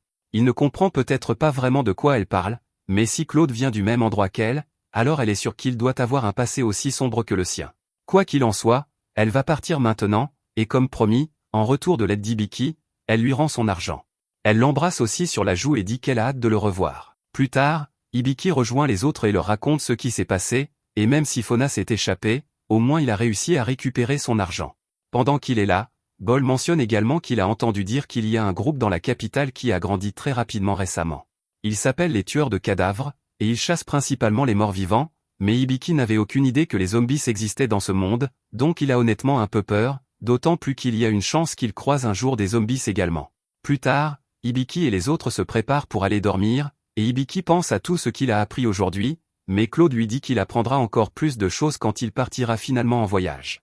Hibiki y réfléchit, et l'idée de partir en voyage lui plaît, d'autant que ce serait un bon moyen pour lui de trouver comment retourner dans son monde, mais quand Lilian entend qu'Hibiki veut retourner dans son monde, elle se fiche parce qu'elle n'arrive pas à croire qu'il veuille les quitter. Hibiki n'y avait pas vraiment pensé avant, mais retourner chez lui signifie vraiment qu'il abandonnerait tout ce qu'il a ici, et il ne sait pas si c'est ce qu'il veut vraiment. Pendant ce temps, le groupe d'Amalia se rapproche du village elfe, mais alors qu'il marche, Amalia mentionne le fait qu'elle a reçu un message de l'esprit lui disant que quelque chose de précieux a atterri dans la partie et de la forêt de Ralph, et dès qu'Ival entend cela, elle pense que cela pourrait être une bonne piste pour sa recherche, alors elle arrête de faire semblant d'être l'amie d'Amalia et l'abandonne pour continuer sa recherche. Quelque temps plus tard, Ival semble avoir trouvé l'âme qu'elle recherchait, et désormais, il ne lui reste plus qu'à retrouver un gars nommé Claude, ce qui, selon elle, devrait être facile puisque la dernière fois qu'elle a entendu parler de lui, il était gravement affaibli et avait perdu quelques-uns de ses membres. De retour dans la ville, Claude demande à Hibiki s'il souhaite vraiment rencontrer les sages, et Hibiki confirme, alors Claude lui dit qu'ils vont devoir se rendre dans la ville de Thérodinus. Hibiki n'a jamais entendu parler d'un tel endroit, alors il demande où cela se trouve, et Veni explique que Thérodinus est vers le nord. Le moyen le plus rapide pour y arriver serait de prendre un raccourci à travers le donjon du nord, mais Hibiki ne sait pas non plus ce qu'est un donjon. Claude lui explique qu'un donjon est un endroit dangereux rempli de toutes sortes de monstres, et pour cette raison, il ne pense pas que ce soit une bonne idée d'y passer, du moins pas avant de s'être beaucoup plus entraîné. Juste à ce moment-là, Bol entre par hasard, et il voit que le groupe est en pleine conversation sérieuse, alors il leur demande ce qui ne va pas. Hibiki explique que lui et Lilian ne sont pas assez forts pour entreprendre un voyage qui traverse un donjon, et en entendant cela, Bol lui dit de ne pas s'inquiéter car il a la solution parfaite à son problème. Plus tard dans la journée, il emmène Hibiki dans la forêt et lui dit qu'il est temps de commencer enfin à se muscler. Claude n'aime pas l'idée que Bol empiète sur son temps d'entraînement, mais il doit admettre que si Hibiki veut progresser de manière significative, il doit devenir plus fort, et Hibiki est prêt à faire de son mieux. Cependant, l'entraînement de Bol est un peu trop pour le corps d'Hibiki car il consiste à jongler avec des pierres, à casser des noix entre ses doigts et à pêcher des rochers, mais malgré sa difficulté, Hibiki continue de faire de son mieux. Pendant ce temps, sur le côté, Veni remarque que Lilian a l'air un peu triste, alors il lui demande ce qui ne va pas. Lilian explique qu'elle est contrariée parce que Hibiki travaille si dur uniquement parce qu'il veut retourner dans son monde d'origine, et cela signifie qu'il va la laisser derrière lui. Veni ne peut pas dire si Hibiki a vraiment l'intention d'abandonner Lilian ou non, mais quelles que soient ses intentions, il est toujours la même personne que lorsque Lilian l'a rencontré, donc elle ne devrait pas changer sa façon de penser à lui simplement parce qu'il veut rentrer chez lui. Juste alors, Tanya vient regarder Hibiki s'entraîner, et tard dans la soirée, Hibiki s'exerce à nouveau au tir à l'arc, mais il est toujours nul. Quand il a fini de s'entraîner, Hibiki est absolument épuisé, mais il ressent un sentiment d'accomplissement parce qu'il a très bien travaillé aujourd'hui. Il demande à Sapo de lui montrer ses statistiques pour voir à quel point il a progressé, mais à sa grande surprise, ses statistiques sont exactement les mêmes qu'avant qu'il ne commence l'entraînement. Claude et Bol trouvent cela étrange, car Claude est sûr que la quantité de pratique du tir à l'arc qu'Hibiki a faite aurait dû suffire pour acquérir une compétence d'archerie, et Bol est certain que la force d'Hibiki aurait dû augmenter d'ici là. Mais aucun des deux ne peut s'accorder sur une raison pour les statistiques stagnantes d'Hibiki, alors il commence à se rejeter la faute. Un peu plus tard, tout le monde se baigne dans la source chaude, et Claude passe un bon moment car cela faisait un moment qu'il n'avait pas eu l'occasion de se détendre ainsi. En entendant Claude dire cela, Hibiki se souvient que Claude a un passé vraiment tragique, et il aimerait en savoir plus, alors il demande à Claude d'où il vient. Claude explique qu'il vivait autrefois dans un royaume appelé Béastronia, mais la ville a été détruite, et tous ses amis et sa famille ont été tués dans le processus. Hibiki présente ses condoléances, mais Claude lui dit que ce n'est pas nécessaire car c'était il y a longtemps, et désormais, tout ce qui importe à Claude, c'est de rester aux côtés d'Hibiki aussi longtemps que possible. Plus tard dans la nuit, alors que tout le monde est assis autour du feu de camp, Lilian s'excuse auprès d'Hibiki d'avoir été si distante récemment, mais elle dit qu'elle ne veut vraiment pas qu'il parte parce qu'elle tient à lui. Cela dit, elle comprend qu'il serait égoïste de sa part de lui demander d'abandonner l'idée de rentrer chez lui pour elle, alors à la place, elle lui offre un cadeau. Hibiki lui demande ce que c'est, alors Lilian lui explique que c'est une boisson conçue pour aider contre l'épuisement. Elle ne sait pas quoi faire pour soutenir Hibiki dans sa quête pour rentrer chez lui, donc c'est le meilleur qu'elle ait pu trouver, et Hibiki est sincèrement touché par son geste attentionné, alors il la boit avec une grande gratitude. Pendant ce temps, Du côté d'Amalia, elle est enfin de retour au village elfe, et elle prend actuellement un bain pour soulager tout le stress du voyage, mais elle est un peu déçue de ne pas encore avoir eu l'occasion de voir son père, d'autant plus que c'est lui qui l'a rappelé si soudainement. Quand elle a fini son bain, Ival et les autres servantes apportent une robe pour qu'Amalia l'essaie, et elle est un peu confuse car ce n'est pas comme si elle était ici pour une fête, mais Stelia lui dit qu'ils organisent justement une fête. Le roi organise un festin plus tard dans la journée, et il veut qu'Amelia y assiste, c'est pourquoi il lui a offert cette robe. Amelia est maintenant furieuse et demande à Stelia si cette fête est la seule raison pour laquelle son père lui a demandé de revenir, et pour autant que Stelia sache, c'est exactement ce qui s'est passé. Un peu plus tard, dans la forêt, Ival a réussi à retrouver Claude et les autres du groupe d'Hibiki, et elle se cache en attendant de les intercepter. Hibiki et les autres sont ici pour chasser un loup rubis argenté, mais à leur grande surprise, même si tout indique qu'un loup rubis argenté se trouve à proximité, le scan d'Hibiki lui dit qu'il n'y a rien à proximité. Ils pensent que quelque chose cloche, et juste à ce moment-là, ils entendent un bruissement dans les buissons, alors Claude lève sa lance et se prépare à attaquer, mais Ival joue la comédie de la spectatrice innocente pour les convaincre qu'elle n'est pas une menace. Le stratagème fonctionne sur Hibiki, alors il dit à Claude de ranger son arme, et sur l'ordre d'Hibiki, Claude obtempère. Hibiki ne la voit pas comme une menace immédiate, mais il trouve toujours étrange que son scan ne l'ait pas détecté du tout, alors il commence à évaluer Ival pour voir si elle présente quelque chose de suspect. Ival réalise qu'Hibiki doit être en train de l'évaluer, alors elle se tend un peu, mais même après qu'Hibiki a fini son évaluation, il ne trouve rien d'anormal dans la fenêtre de statistiques d'Ival. Maintenant qu'il croit tous qu'Ival a été blanchi, elle s'approche de Claude et commence à lui toucher le bras, prétextant vouloir vérifier ses muscles, mais en réalité, elle voulait simplement vérifier s'il s'agissait d'un vrai bras ou non, car elle aurait juré le lui avoir coupé toutes ces années auparavant. Les autres commencent à soupçonner à nouveau car Ival touche le bras de Claude depuis un moment, alors il lui demande ce qu'elle fait ainsi en pleine forêt, et Ival invente une excuse, disant qu'elle était poursuivie par un loup rubis argenté et qu'elle a fini par courir jusqu'ici. Hibiki est excité après avoir entendu cela, puisque c'est le loup que lui et les autres recherchent, alors il lui demande où il est allé, et Ival l'informe que le loup a couru plus profondément dans la forêt. Après avoir dit cela, Ival remarque que Lilian la regarde depuis un moment, presque comme si elle avait compris quelque chose, alors elle décide de partir avant d'être découverte. Après le départ d'Ival, ils admettent qu'elle les a tous un peu mis mal à l'aise, mais Hibiki vérifie sa carte et découvre qu'il y a vraiment un loup dans les bois, alors ils décident d'y aller. Ils finissent par retrouver le loup, et ils s'apprêtent à le neutraliser, mais juste à ce moment-là, Sapo avertit Hibiki qu'il est en danger.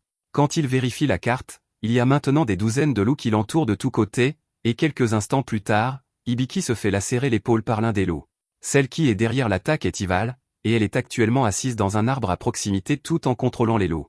Elle ne comprend pas comment Claude a réussi à faire repousser ses membres ou à se débarrasser d'une partie de sa malédiction, mais elle dit que cela n'aura pas d'importance tant que ces loups le dévorent vivant. Lilian essaie d'utiliser une potion de soin pour guérir la blessure d'Hibiki, mais cela ne fonctionne pas pour une raison quelconque, et à ce rythme, ce n'est qu'une question de temps avant qu'Hibiki ne meure d'une perte de sang. Puis il dit à Lilian d'utiliser le sort de maintien sur Hibiki pour le moment afin d'arrêter le saignement, mais ce n'est qu'une solution temporaire au problème, donc ils doivent trouver un moyen de traiter Hibiki avant qu'il ne soit trop tard. Claude dit à Lilian de ramener Hibiki en ville car il est sûr que Bold doit avoir un moyen de l'aider, mais Lilian ne veut pas l'abandonner. Claude lui assure qu'il s'en sortira tout seul, mais s'il ne sort pas Hibiki d'ici maintenant, il va certainement mourir. Lilian accepte à contre-cœur et invoque un golem lion pour la transporter, elle et Hibiki, alors qu'ils s'échappent vers la ville, et Claude monte la garde pour protéger leur fuite, mais il réalise bientôt que quelque chose cloche. Il était prêt à empêcher les loups de poursuivre Hibiki, mais il ne semble pas du tout se soucier d'Hibiki et Lilian. En fait, il semble cibler Claude spécifiquement, et alors que Claude observe attentivement l'un des loups, il peut voir dans le regard du loup qu'ils sont contrôlés, et il a le sentiment qu'Anastasia est derrière tout cela. Pendant ce temps, du côté de Lilian, alors qu'elle se dirige vers la ville, une meute de loups différentes se met soudainement à la poursuivre, et ce serait vraiment grave s'il se faisait attraper, alors Lilian emmène Hibiki dans une grotte voisine pour se cacher des loups. Une fois à l'intérieur, elle utilise la magie de terre pour tenter de bloquer l'entrée par mesure de sécurité.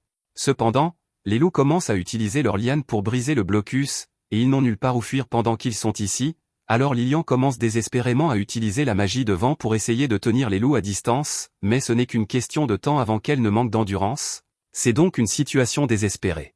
Pendant tout cela, Hibiki ne peut que rester allongé sur le sol car il ne peut toujours pas bouger son corps. Il demande à Sapo de scanner son corps ou de comprendre ce qui ne va pas chez lui, et on l'informe qu'il a été empoisonné lors de l'attaque, c'est pourquoi il ne peut pas bouger et pourquoi son saignement n'a pas pu être arrêté par une potion de santé. Hibiki demande à Sapo de lancer des sorts de guérison sur lui-même, Mais Sapo lui dit qu'en raison de son corps et de son esprit affaibli, il ne peut pas lancer ses sorts pour le moment, donc cela va prendre du temps pour les activer. Cependant, Hibiki n'a pas de temps à attendre car Lilian est sur le point de craquer en essayant de le défendre, et Claude est là-bas à se battre tout seul, et Hibiki veut désespérément cesser d'être inutile pour une fois et aider ses amis, alors il pousse de toutes ses forces, essayant de se faire bouger. Toute la détermination qu'Hibiki vient de montrer a dû avoir un effet sur le système, car un instant plus tard, Sapo informe Hibiki que son niveau de métier vient de passer du niveau 5 au niveau 15. En conséquence, Hibiki peut maintenant lancer le sort d'hyper-guérison pour éliminer le poison de son système, et une fois qu'il est de nouveau sur ses pieds, il veut aider Lilian, alors Sapo lui dit d'utiliser un sort d'invocation de bête sacrée. Soudain, un énorme tigre blanc apparaît. C'est Veni sous sa vraie forme, Veni Azilian, la bête sacrée de la foudre, et il est capable de décimer les loups en une seule fois. Après la disparition des loups, Hibiki demande à Veni si c'est vraiment à cela qu'il ressemble, et Veni explique que grâce au sort d'invocation qu'Hibiki a lancé, il peut temporairement accéder à toute sa puissance, bien que cela ne dure pas très longtemps. Hibiki veut aller sauver Claude, alors il demande à Sapo s'il peut relancer le sort sur Veni, mais Sapo lui dit que le sort a un long temps de recharge, donc il ne pourra pas le relancer de sitôt. Si c'est le cas, alors Hibiki dit qu'il va devoir faire quelque chose lui-même, mais Veni l'avertit que le gros monstre qui a attaqué là-bas était un loup diamant argenté, et il n'a aucune chance contre quelque chose comme ça, mais Hibiki refuse de laisser Claude mourir. Il est sûr que Claude voudrait qu'ils s'échappent pendant qu'ils le peuvent, mais tout comme Claude veut les protéger, Hibiki veut aussi protéger Claude, et Lilian est d'accord avec lui. Juste à ce moment-là, Sapo dit à Hibiki qu'il a maintenant accès à un objet appelé le bâton du dieu de la médecine, et il peut apparemment guérir complètement tous les êtres dans un certain rayon, mais il y a quelques inconvénients. Cependant, avant que Sapo n'ait pu dire à Hibiki quels étaient ces inconvénients, il avait déjà activé la capacité, et à cet instant, lui et Lilian sont complètement guéris, et une plantule pousse du sol, créant un arc. Hibiki ramasse l'arc, et dès qu'il le touche, on l'informe qu'il a gagné la compétence de tir à l'arc spirituel. Hibiki se souvient que le tir à l'arc spirituel était la même compétence qu'Amalia avait, alors il l'essaie, et avec cet arc, il est capable de tirer des flèches parfaitement, il a donc enfin un moyen de se battre par lui-même, et il va utiliser ce pouvoir pour sauver Claude. Ils partent tous à toute vitesse sur l'un des golems lions de Lilian, mais alors qu'ils se dirigent vers Claude, son scanner détecte 3 groupes de loups qui se dirigent vers eux depuis les 3 directions. Ils ne peuvent pas se permettre de subir des retards s'ils veulent sauver la vie de Claude, mais s'ils laissent ces loups derrière eux et courent en avant, ceux-ci les bloqueront par derrière. Hibiki suggère donc d'éliminer tous les loups d'un seul coup.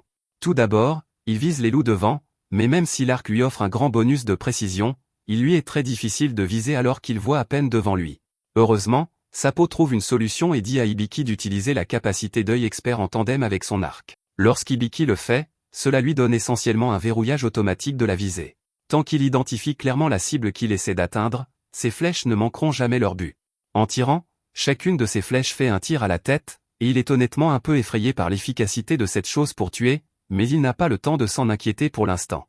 Il y a encore 2 groupes de loups qui approchent par les côtés, alors Veni dit à Lilian d'utiliser sa magie pour les éliminer.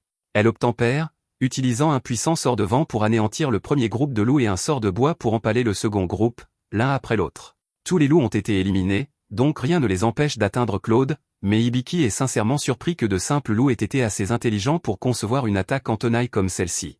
Veni explique que ce ne sont pas les loups eux-mêmes qui ont imaginé cette stratégie. C'est l'œuvre du loup argenté diamant qui les dirige. Hibiki demande si cela signifie que le loup diamant est responsable de tout cela, mais Veni n'en est pas si sûr car il soupçonne que la femme qu'ils ont rencontrée plus tôt est probablement la véritable coupable, d'une certaine manière. Après tout, ils ne seraient jamais allés aussi loin dans la forêt et ne seraient pas tombés dans ce piège si elle ne les avait pas conduits ici, et pour une raison quelconque, Veni a l'impression d'avoir déjà vu son visage quelque part. Pendant ce temps, Ival regarde le combat de Claude avec un sourire sur son visage, et elle espère qu'il souffrira de plus en plus afin de pouvoir corrompre de plus en plus l'âme qu'elle convoite. Claude combat sans arrêt depuis plusieurs minutes maintenant, et bien qu'il ait réussi à éliminer la majorité des loups, il est déjà très gravement blessé, et le loup diamant représente toujours une grande menace pour lui. Regarder le loup lui rappelle beaucoup Anastasia, et il peut dire qu'elle est là, quelque part à l'intérieur, alors il lui demande pourquoi elle lui fait cela, mais le loup hurle et charge Claude. Claude fait de son mieux pour se défendre, mais il est déjà trop tard car le loup esquive son attaque et arrache un morceau de l'abdomen de Claude, ce qui lui fait cracher du sang et tomber. Le loup s'apprête à achever Claude, mais à ce moment-là, Hibiki tire une flèche directement sur sa tête. Cependant, à sa grande surprise, le loup bloque la flèche avec facilité, même si elle était parfaitement visée. Hibiki ne comprend pas comment son tir a pu échouer, mais Veni lui explique que les loups diamants ont une compétence innée appelée bouclier d'adamantine, Et bien que la précision d'Hibiki soit désormais parfaite, la puissance de ses tirs reste limitée, donc il ne pourra pas contourner le bouclier. Sachant qu'Hibiki n'est pas une réelle menace, le loup ignore tous ses tirs suivants et se tourne à nouveau vers Claude pour l'achever. Hibiki et les autres sont impuissants à faire quoi que ce soit car ils sont trop loin pour arrêter le loup physiquement, mais heureusement, poussé par le désespoir, Hibiki active accidentellement la fonction d'invocation de son contrat avec Claude, ce qui lui permet d'invoquer Claude à ses côtés. Claude est sauf pour l'instant, mais il est toujours gravement blessé et perd son sang, alors Hibiki se prépare à le soigner immédiatement. Et pour s'assurer que le loup n'interfère pas, Lilian utilise toute sa puissance pour dresser un rideau devant. Cela arrête net le loup, mais il change immédiatement de tactique et commence à lancer des rochers sur le rideau devant, essayant de le briser. Lilian parvient à le retenir pour l'instant, mais elle ne tiendra pas très longtemps, donc Hibiki doit se dépêcher de soigner Claude. Il demande au système d'analyser l'état de Claude, et à sa grande surprise, il découvre que Claude est également affecté par le cerf du poison. Il commence donc par éliminer le poison du corps de Claude. Pendant qu'il le fait, il se demande comment le loup a pu empoisonner Claude en premier lieu puisqu'il ne produit pas naturellement le cerf du poison, alors il scannait son corps à travers le vent, et il découvre que le loup est en fait affecté par le cerf du poison, ce qui explique pourquoi ses attaques propagent le poison aux autres. Une autre chose qu'Hibiki remarque, c'est que le loup semble servir une femme nommée Anastasia.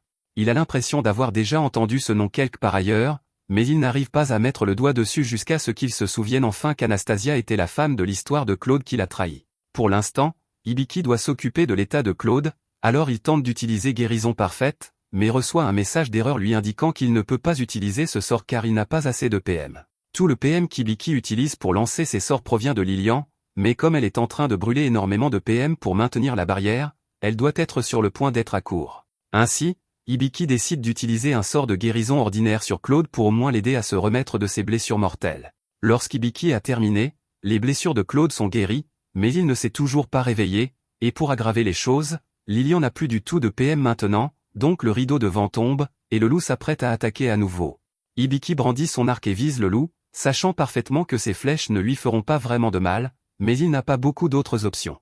Le loup charge Hibiki et, comme prévu, la flèche d'Hibiki rebondit sur son bouclier, mais juste au moment où le loup s'apprête à le déchiqueter, Claude se relève et arrête le loup à main nue.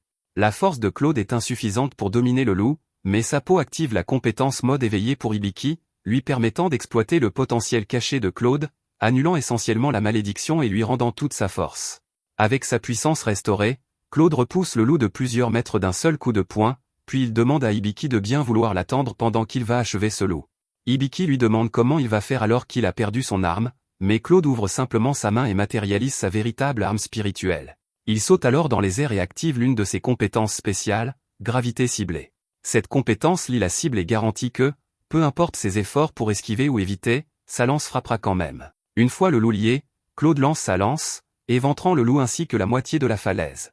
Lorsque la poussière retombe, il ne reste plus que la tête du loup, et lorsqu'Hibiki l'évalue, il apprend que le fragment d'âme corrompu d'Anastasia, qui était lié au loup, a été libéré. Cela donne l'impression qu'Anastasia était la femme contrôlée plutôt que l'inverse, ce qui rend Hibiki plutôt confus. Juste alors, il entend une voix derrière lui le remercier de l'avoir libérée, car maintenant elle ne sera plus forcée de commettre des actes maléfiques contre sa volonté. Elle s'excuse également pour tout ce qu'elle a fait à Claude et pour toutes les souffrances qu'elle lui a causées, mais il devrait maintenant pouvoir enfin vivre en paix, et après avoir dit cela, elle s'évanouit. Un instant plus tard, Claude s'approche d'Hibiki pour voir s'il va bien, et Hibiki lui dit qu'il va bien, mais plus important encore, il lui demande si cela signifie que la malédiction de Claude a enfin été levée. Claude confirme en effet qu'il ne ressent plus les effets de la malédiction, mais il ne pense pas que cela va durer très longtemps. Comme Claude le soupçonnait un instant plus tard, Hibiki reçoit un message lui indiquant que la durée du mode éveillé est terminée, donc la puissance de Claude est à nouveau restreinte. Claude dit à Hibiki qu'il y a quelque chose dont il veut parler, alors il raconte toute l'histoire de ce qui s'est passé entre lui et Anastasia et comment elle l'a trahi pour rejoindre ceux qui ont jeté la malédiction sur lui, mais cela ne signifie pas qu'ils peuvent se débarrasser de la malédiction en vainquant Anastasia parce que ce n'est pas elle qui a personnellement placé la malédiction sur Claude, et il sait pertinemment qu'elle est déjà morte car il l'a tuée de ses propres mains. Cependant, comme Anastasia avait la capacité de contrôler des monstres par l'utilisation de fragments de son âme, alors cela doit signifier que les fragments ont dû survivre. Il s'excuse auprès d'Hibiki pour tous les ennuis qu'il a causés, mais Hibiki lui dit qu'il n'a rien à se reprocher car rien de tout cela n'était de sa faute. Mais alors qu'il est en plein discours, Hibiki finit par s'évanouir à cause de toute la tension que l'utilisation de ses pouvoirs a imposée à son corps plus tôt. Plus tard, Hibiki et les autres rentrent chez eux, et pendant qu'il fait une sieste, Sapo annonce que le niveau d'Hibiki est passé de 12 à 25. Lorsqu'Hibiki se réveille, il découvre qu'il a dormi pendant assez longtemps car l'utilisation du mode éveillé a vraiment mis son corps à rude épreuve, donc il devra être extrêmement prudent la prochaine fois qu'il prévoit de l'utiliser. Pendant ce temps, dans le royaume des elfes, Amalia assiste à la fête royale lorsqu'elle croise le roi, et il est très heureux de la voir car il ne s'attendait pas à ce qu'elle revienne pour un tel événement. Elle explique que son père l'a rappelée au pays, c'est pourquoi elle est là, et en parlant de son père, elle meurt d'envie de lui dire ce qu'elle pense pour l'avoir trompé en la faisant revenir pour une stupide fête. Un instant plus tard, le prince s'approche également pour saluer Amalia, mais elle ne le reconnaît pas du tout, alors elle lui demande s'ils se sont déjà rencontrés. Le prince n'est pas surpris qu'elle ne sache pas qui il est puisque la dernière fois qu'elle l'a vu, il n'avait que 10 ans, alors il se présente et lui explique que son nom est Virilus et qu'il est le prince. Amalia se souvient maintenant de lui et dit que c'est agréable de le revoir, mais alors Virilus lui prend la main et se met à parler de sa beauté, essayant de tenter sa chance. Cependant, Amalia a au moins 40 ans de plus que lui, donc de son point de vue, c'est vraiment inconfortable. Au bout d'un moment, le roi appelle l'attention de tous les invités et leur annonce que la raison de cette assemblée était de célébrer les deux espoirs brillants du royaume, Virilus et Melanchuru. Il explique que bien qu'ils n'aient que 15 ans tous les deux, ils ont été bénis avec les meilleures professions imaginables, celles de héros et celles de sages. C'est une nouvelle formidable pour leur pays car le rôle du héros est de tuer le roi démon. Virilus et Melanchuru vont partir pour commencer leur quête, mais ils ne pourront pas le faire seuls, c'est pourquoi un groupe d'aventuriers a été assemblé pour eux. Amalia est complètement prise au dépourvu par toutes ces nouvelles informations car elle n'était au courant de rien. Alors que le discours continue, on annonce que le premier membre du groupe sera Dogir, le meilleur guerrier du pays, et que le second membre sera Amalia. Tous les invités se tournent vers Amalia, et ils la regardent tous avec admiration pour s'être portée volontaire à rejoindre le groupe du héros, mais c'est là le problème, Amalia ne s'est pas portée volontaire. Pour aggraver les choses, Virilus annonce devant tout le monde qu'après avoir tué le roi démon, il a l'intention de revenir et de demander Amalia en mariage, ce qui est presque aussi grave. Il n'y a aucun moyen pour elle de refuser la mission maintenant qu'elle a déjà été annoncée, alors Amalia s'éclipse avant qu'il ne puisse l'appeler sur scène. Pendant ce temps, à l'auberge, Hibiki et les autres viennent de rentrer dîner, et ils sont complètement repus car Tanya a préparé un festin pour célébrer le rétablissement d'Hibiki. Maintenant qu'ils ont tous mangé, Hibiki attire l'attention de tout le monde et leur dit qu'il veut finalement aller à Terodina car il a besoin de trouver un moyen de retourner dans son monde d'origine. Après tout, sa famille et ses amis sont tous là-bas, mais cela ne signifie pas qu'il veut laisser Lilian et Claude derrière lui. Le temps qu'il a passé avec eux lui est très précieux, alors il dit qu'il veut trouver un moyen de les emmener également dans son monde. Lilian est très heureuse d'entendre cela car cela signifie qu'elle pourra rester à ses côtés, et Claude demande à Hibiki comment il compte faire une telle chose, mais il n'en a aucune idée. Il n'a même pas encore compris comment rentrer chez lui, encore moins emmener d'autres personnes, mais Claude est sûr qu'il trouvera bien quelque chose éventuellement. Venir rappelle à Hibiki qu'il devra traverser le donjon du Nord s'il veut atteindre Terodina, mais Hibiki en est déjà conscient, c'est pourquoi il aura besoin de l'aide de tout le monde pour y parvenir, et ils sont tous plus qu'heureux de le soutenir. Quant à Amalia, elle est actuellement en train de se changer en urgence et de quitter le royaume des elfes aussi vite que possible avant d'être forcée de rejoindre le groupe du héros.